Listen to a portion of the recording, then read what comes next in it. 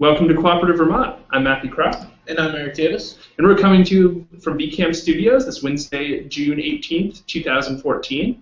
And we've got a special episode. We've been experimenting lately with interviews with people from further afield than Vermont. So this is our second one of these.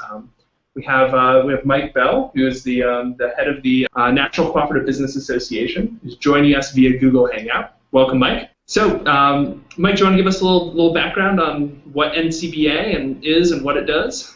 Sure. The National Cooperative Business Association, we're getting ready to celebrate our 100-year anniversary.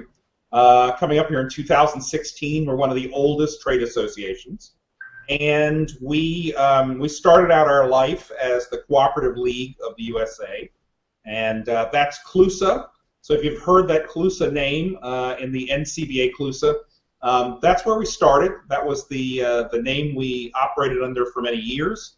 And about 30 years ago, we started operating under the NCBA title as well. NCBA has tended to be looked at as the trade association on the domestic side. So the part of our organization that lobbies Congress, that works with federal government agencies in particular, provides the Cooperative Business Journal, all of those good things. The CLUSA side of our brand has been the international development piece. We're actually a non-governmental organization that does cooperative development work across Africa, Asia, and now Latin America again. So in just about all of the world, we're operating in some space doing cooperative development work. And Mike, so do these entities act sort of separately, where you have members, internationally that are members of CLUSA, and maybe domestically members of NCBA? No, we're actually, it's all one organization, and the membership of NCBA CLUSA 60 years ago decided that it wanted to do the international development work, and actually funded that work starting in India, and helped develop some of the huge Indian farmer cooperatives that are now thriving and are multi-billion-dollar businesses. But all of that's been done under one organization, and now we're a contractor to USDA and USAID on that international side. But it's all part of one family of organization. We're all headquartered together in our offices in Washington, D.C.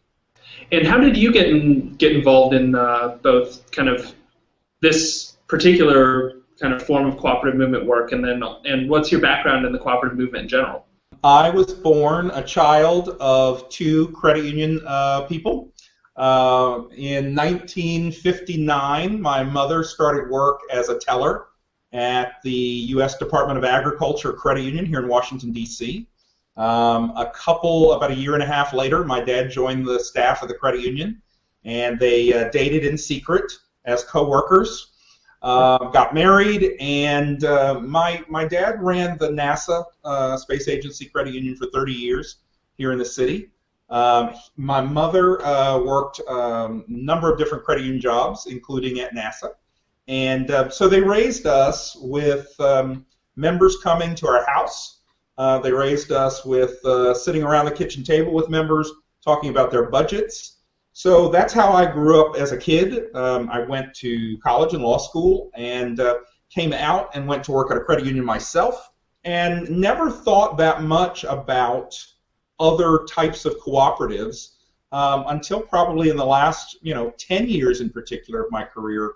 I went to work at the World Council of Credit Unions and did international work, and that's where I saw CLUSA do some work in Africa alongside of the credit union work we were doing. The job came open, and I thought, this is my opportunity to be a sector guy, a credit union guy, who goes into this career and sees whether or not I can work on multi-sector initiatives. And so I can tell you that I still consider myself coming up to speed on all of the other sectors. But I think that that's part of the the problem of how broad cooperatives are, is that ultimately you may be an expert in one sector, but there are 10, 12 sectors of co-ops all doing great stuff with the same DNA.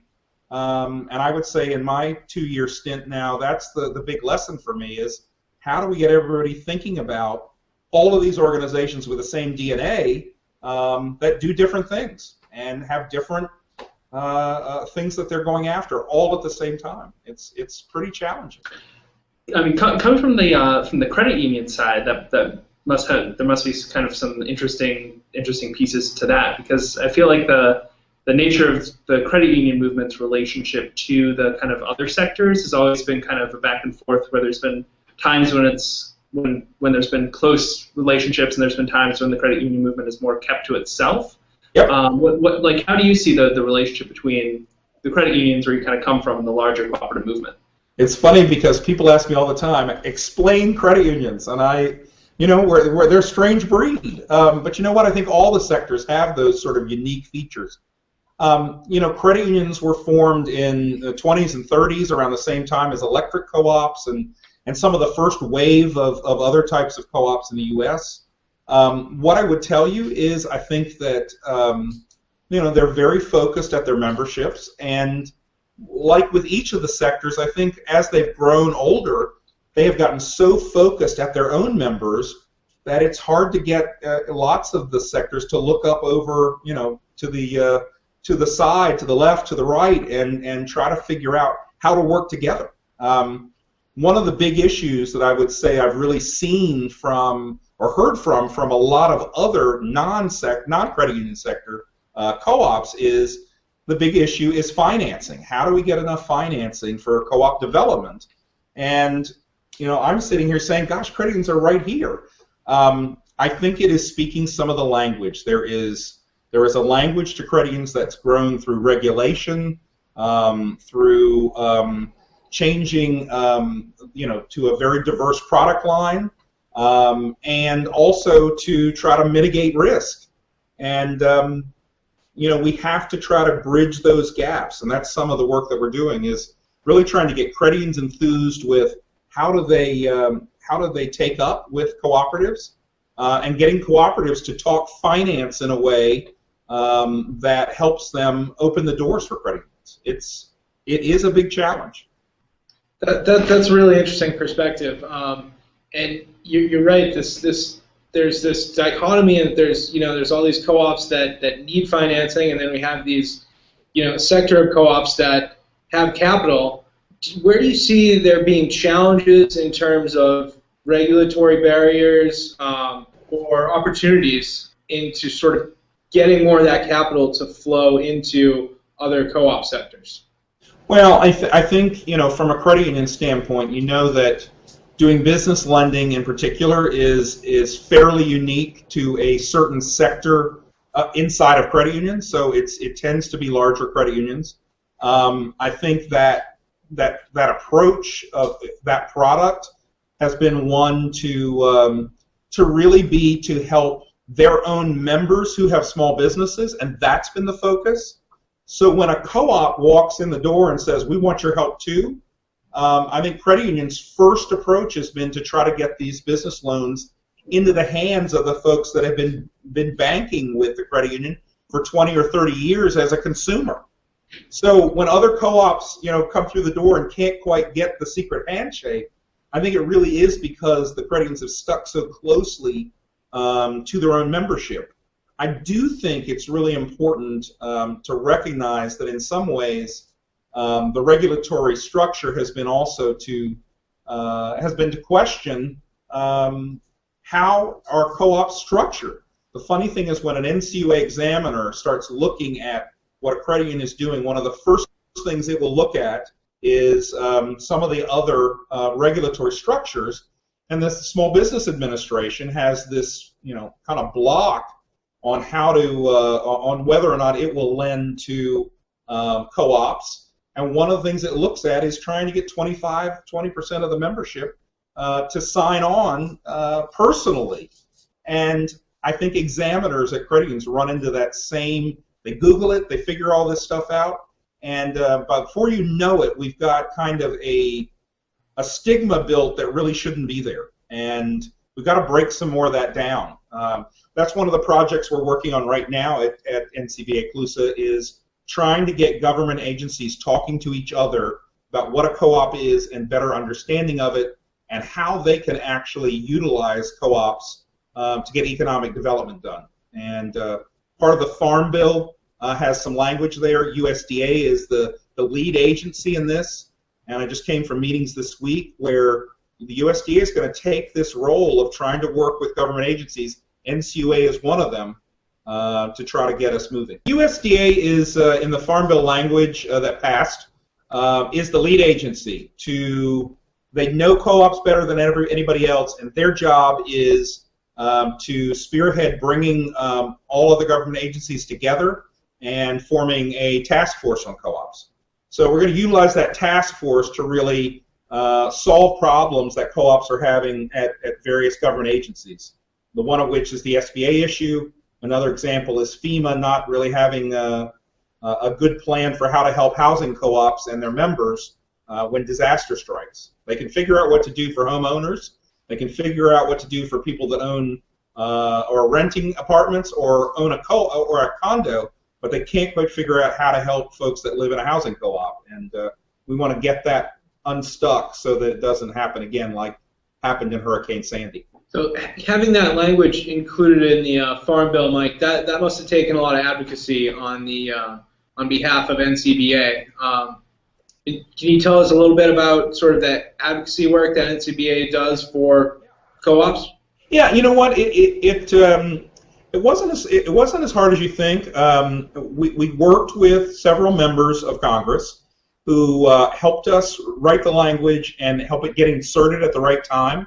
I think one of the things we're working smarter with Congress, and we're working on both sides of the aisle. In the last 2 years, I've really wanted to be sure that we have open channels of communications with both Democrats and Republicans. So, you know, I think what I can tell you is both Democrats and Republicans each have positive views of co-ops. What we've got to do is translate it into their language. You know, for Republicans, that's self-help. It's also about, you know, a helping hand up for Democrats. It's some of the, you know, more traditional views of cooperatives and how they operate. We just play to both strengths, and but we had Democrats and Republicans support this, and it went as language into the Farm Bill. They were very supportive on both sides for this co-op language, and getting USDA activated to help. And I think that was when they heard that the co-ops need some things just to do the work that we do. We're not asking for a handout. We're asking for the government to get out of our way. It was very popular with Republicans. So one, you know, when we were talking about the question of sort of financing cooperative development, you know, obviously USDA has been a piece of that. There's been a couple of community development financial institutions like Cooperative Fund of New England and North Country Cooperative Fund. Yep. What sort of role does NCBA see as, or what do you guys see as your role in terms of that structure that allows for access to capital by like both new cooperatives and existing cooperatives? Well, I think that, and this is, I think where we look at any issue, is we see NCBA's role as a facilitator, is as a convener, is to convene the right heads to sit around and solve any problem. I'm a big believer that, you know, put 10 cooperators in a room, give them the toughest problem, and an hour later you can get the solution. Sometimes politics get in our way, but so our role really is to bring the right folks around the table and make sure that we are helping find solutions, but ultimately it's really getting players in the movement in the right spots to have conversations that fix the problems. So on financing, you're right. I mean, whether it's some of the cooperative organizations, the CDFIs, whether it's NCB, whether it's credit unions, you know, we want to see all of those entities do more, because we don't think there's one magic bullet solution. We think all of these resources have to be brought to the table. And on the other side, we've got to really be able to determine what resources do co-ops need in order to grow, and have they put the right package together, financial package together about their needs, and how to mitigate risk. And I think that's one of the things that we're going to have to really work on, is making sure co-ops feel very comfortable in the banking world, whether it's the co-op banking world or otherwise, to step forward with a business plan that really takes them to the next place, but does it in a way where everybody goes, aha, I get this, and we want to finance this. In talking about NCBA's role sort of as the convener and bringing different parties to the table, I was at a conference that you were a panel member for a discussion on cross-sector cooperation, and it seems like the NCBA has had a role in this in Austin as well, in terms of, on a local scale, bringing co-ops together to develop relationships. And I was wondering if you could talk a little bit about NCBA's role in that process of bringing co-ops together. Well, you know, it's funny. We're a national trade association that's headquartered in Washington, and you know, that sometimes creates DC think. I actually am one of those few people born and raised inside the Beltway. So I get what the difference is between inside and outside Beltway thinking. What we know from going around and spending some time talking locally with co-ops is they have been working organically to create cross-sector organizations, groups. I call them almost chapters, where folks are getting together, as you say, sitting around the table and saying, here's the local credit union, here's the local electric co-op, the food co-op, other types of cooperatives, housing co-ops, you name it. All of that's been happening. Austin, you know, it's just such a hotbed of innovation. It's such a cool place to kind of see people really get engaged and think about consuming locally, whether it's co-op or not. And we really saw Austin as a place that had evolved this thinking. The Austin cooperatives had said to us, we're really working very, very hard to build a cross-sector organization that ties people together and solves problems. We don't have enough resources to do that. And we sat down with them and said, look, we need to figure out how to do this, because by that point we had identified probably 50 to 75 similar organizations to these Austin. And so we have helped fund the first staff person, Brian Donovan, who is the new executive director for the Austin Cooperative Business Association. And Brian's role is figuring out how to help Austin co-ops grow their memberships together, grow their bottom lines together, and grow consumer awareness of cooperatives. And we think this is something that we ought to be able to help and do on a large-scale basis across the country. It may not be able to help put an employee in every one, but I think we can work on the learning. So we're working with PACA, the Philadelphia Area Cooperative Alliance. We're working with the Dane County Cooperative Organization up in Madison, Wisconsin, and starting conversations with a group that Urban Kroll is working with in Western Massachusetts. You know, what we're finding is in every town, city, state, there is some kind of organization coming together trying to get co-ops talking to each other. We think that is a great way to help convene and help get this conversation going, because ultimately the resources are in that room. In Austin, there's 26 credit unions. There's a lot of opportunity there. NCB has come down and started talking to the group. It's helpful to be able to talk to them as one large group.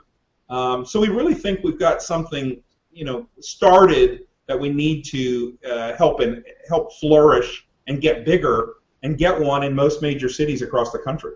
So your reference to it as almost like a chapter type thing. I find that really interesting. So what do you see as because NCBA kind of got its, you know, with the Cooperative League of the United States, got its kind of start as in this federation mold. So what do you see as the kind of, you know, as these kind of more localized groups develop, like what do you see that kind of long-term relationship between the kind of the center and all these constituent parts looking like? Well, I think one, we look at these organizations and say, you know, one, we want to do no harm. Two, we have no desire to control them. 3, we want to encourage them to be creative. So, we're really looking at this and saying we're gonna work with a couple and see where this goes. I think our board's very interested in the outcomes of what happens, and I think we want to get to a place where we get the learning together and say, you tell us what we ought to be doing. Because I really look at this as this is really an opportunity for NCBA to flip itself over and say, let's be local driven. What does local need? And again, how do we bring the resources to the table for them and make sure the resources get in their local community? I don't think we have to have the full outcome yet, but what we know is that if we can get resources in front of them, that it will help those co-ops grow. And that's why I said we're focused on just those 3 things at this initially, and it hasn't been looked at deeply from a governance standpoint or from a what happens next. But I think what we've been able to identify is that to some extent there may be hundreds of these groups across the country, and they're good in a local economy. They need to be able to turn to local government officials and be able to explain what a co-op is. That's why we use the Cooperative Business Association. It feels a bit like a co-op chamber of commerce. We heard from a lot of co-ops locally that the local chamber of commerce is not a place they're comfortable. They don't feel comfortable sitting, across from big business or for-profit businesses. Sometimes they just don't fit in. So this is a chance for them to really, on a very local basis, to work with each other for the first time.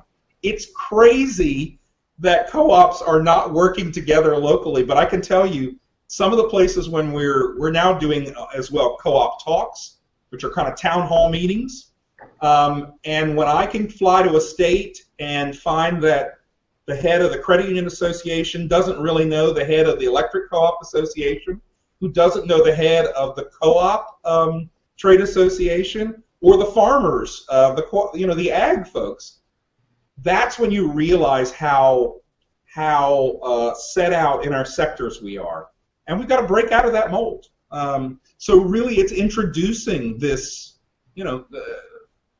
If we're focused in some ways on any cooperative principle, I think you'll find us focused on 6: cooperation among cooperatives. It's not that we're not looking at the others, but I think that's this niche of convening and facilitating works so well right alongside 6 that we've got to focus our resources. And NCBA, at times has felt like overwhelmed by all of the needs out there.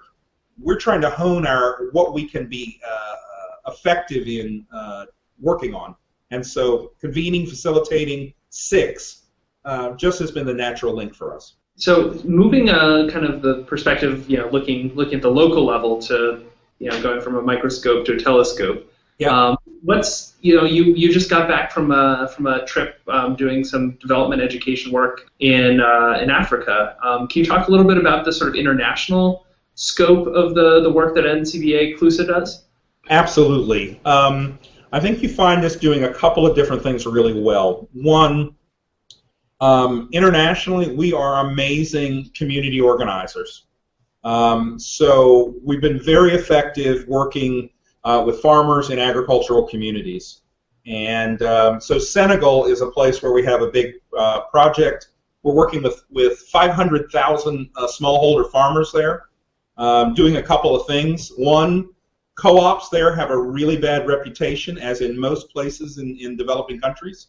So it's working to reintroduce good working cooperative efforts, and doing that is also then tied with what we do, which is conservation agriculture. And it's fairly simple agriculture that really allows a smallholder farmer to go from being a subsistence farmer, not growing enough to feed his family, to being able to feed his family and then to be able to sell the excess. So again, when you're talking about the message out of this, we're building farmers who become small business owners. Those projects are working in places like Senegal, in Uganda. We just got a brand new project in Niger and Burkina Faso in Africa. Then you have some of our older project work, which is Indonesia. We've been in Indonesia about 35 years working on coffee and spices. And a number of the cooperatives that have been built out there over time have grown quite large and sophisticated. And they are selling their product to big companies like Starbucks. A lot of the beans in a Starbucks cup of coffee are co-op beans, for instance, about 20%. Any of the McCormick spices that you buy in the little red and white cans, whether that's vanilla extract or nutmeg or cinnamon, a lot of that comes from a factory that is co-op owned by a lot of producer cooperatives in Indonesia. So we have that kind of leg of the stool of our project work. And then third is, again, more community development work, but Kenya is a good example where we're working on President Obama's signature overseas assistance project called Yes Youth Can. And it's really working in countries in Africa and Asia and Latin America to try to get groups of young people working on saving money and growing small businesses that lead to employment for them. And our role out there is starting 6 youth SACCOs, youth credit unions. So we are working to build these under 35, if I can get this, youth-owned, youth-led, youth-run, so that they have some control over their economic future. They're saving together to create small businesses. I was in Nairobi and Mombasa, Kenya, seeing the small groups of young men and women working together. They're picking a small business that they can help form together as a small group of 25 to 50.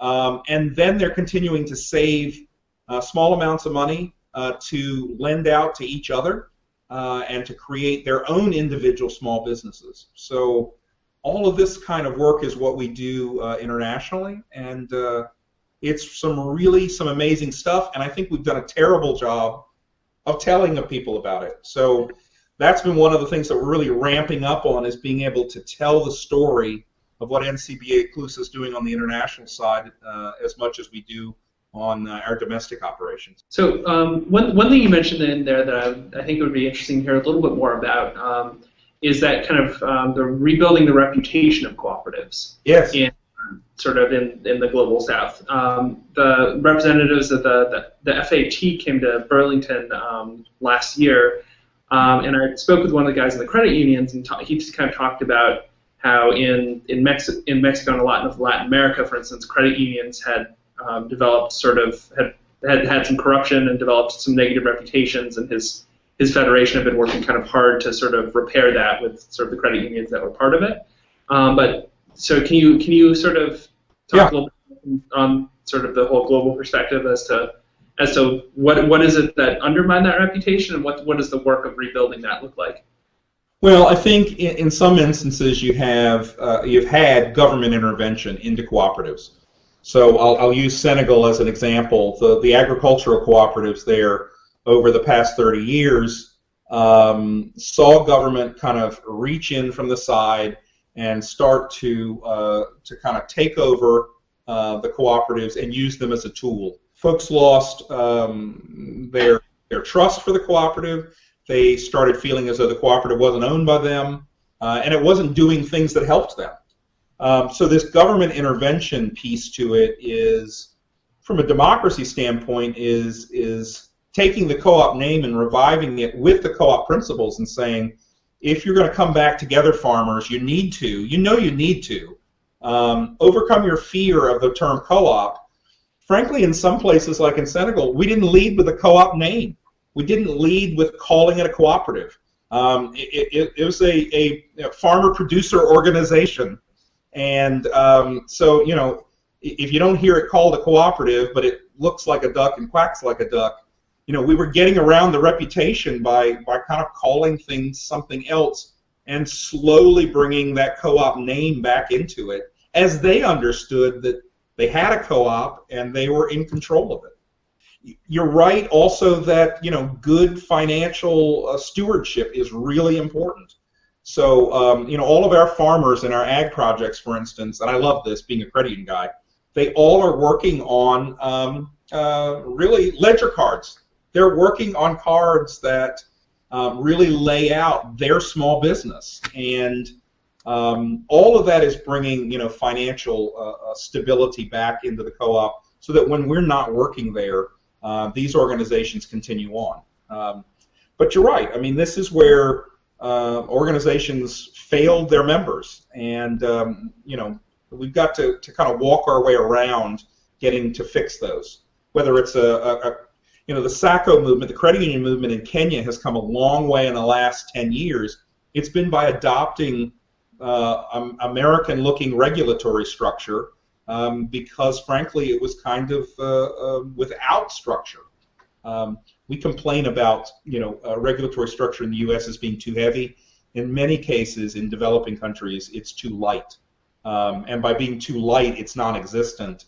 And bad things happen when people aren't overseeing these businesses in a way that are very business oriented. So Mike, you mentioned building back sort of the democratic process culture in some of these developing co-ops, and I'm curious to hear how democracy sort of works in these co-ops and governance works, and these strike me as localized projects that have very specialized needs, and how does that feed up to the next level, and how does that feed back into NCBA? In the international work? Yeah. Well, for us, what we're there to do is a contract. And so the contract really is to go out and make sure that farmers' yields increase. Our way of doing that is also to help build and leave behind cooperative institutions. That's the way we do it. So what our staff is really out there doing is focusing on the 7 co-op principles. Democratization is one of those principles, making sure folks have the right opportunity to get in and run the organization and be part of that. It doesn't tie back to the U.S. from a sense of them being members of NCBA, but what we're really looking at is working to make sure that when we leave, that those co-ops are able to continue the training, they're able to continue the democratization, they're able to continue the conservation agriculture principles, all of those put together in the value chain, from farmer to fork, is what we try to leave behind. So we're there to get the work done in the contract, which is really increasing the yield of the holder farmers. Our competitors would do it by just going out and doing the agriculture. We're going out and doing it and saying, you really do need to have strong, vibrant, up-to-date cooperatives with farmers that know how to operate a small business with a good ledger card system, to know how much it costs to produce their product, what to plan for next year, and have good access to credit. And if they're good, strong, I call them super farmers, then they're actually very much fought over in terms of getting loans out to them. And those can be from banks, those can be from local credit unions. There's lots of folks in Senegal that are looking to provide loans to our farmers because they do such a good job with the farm as their small business. And I'm glad to see that competition. I think the credit unions have to make sure that they can get in there and have that market. And that's going to be something we focus more on, is cross-sector, even in international, where we've got an ag project, but the piece that plugs it in is finance. So that doesn't feel a whole lot different than our domestic work, too. And so some of these countries you've talked to have had, or you've been talking about, have had pretty rocky experiences with political democracy. What's the relationship between kind of the cooperative democracy, whether you're talking about sort of the democratic culture and values of people who sort of have had the opportunity to be able to kind of understand and become fluent in the processes of governance? What does that look like? Is there an educational component to sort of the learning how to run a meeting and all of that piece as well? Well, I came back earlier this year from Uganda, and if you know anything about the Idi Amin regime and how things went in Uganda, you can't have come from probably a more dictatorial, corrupt, violent government, on a road towards democracy. What I would say is, and I sense this in both the SACCOs that I saw out there, the credit unions, as well as the ag co-ops, is that people still distrust and don't feel comfortable always participating and getting very active politically. It feels dangerous still sometimes. However, I think they have a higher level of trust of getting involved at the local level with their co-op. And so I talked to a number of co-op leaders over a couple of days worth of travel through our projects, and talked to a number of women leaders in co-ops out there who feel like they have more of an opportunity to be a leader at the co-op level than they do inside government and politics on a state basis, and also that they feel like the opportunity there gives them a little more economic control over their lives. So they feel more comfortable inside the co-op, and I think that's important. But the lesson is that there's still some really big works to be done on democracy on a state level in some of these countries. Uganda's probably the best example of that I've seen so far. So heading back to the domestic side of operations, we just started to touch on governance there for a second. Could you talk a little bit? I mean, NCBA has a very diverse membership of co-ops, across the country. Could you talk a little bit about how governance works on the national side of things? Well, in terms of NCBA, how we operate? Yeah, essentially how the members communicate with the organization. The member co-ops have the opportunity to communicate with the organization, how the organization sort of takes that input and provides services. Yeah, I mean, we have a very diverse board. We have a big board of about 25 folks, and it can be larger than that.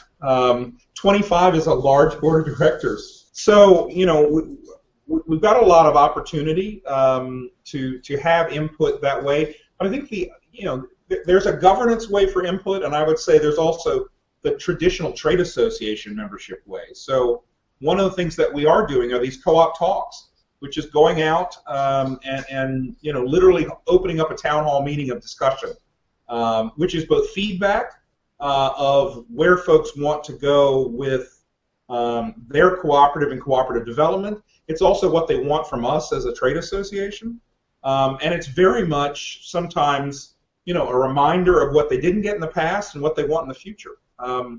So I think our board represents a lot of opportunity for input. I think we're doing a number of things like this to think about how we move forward.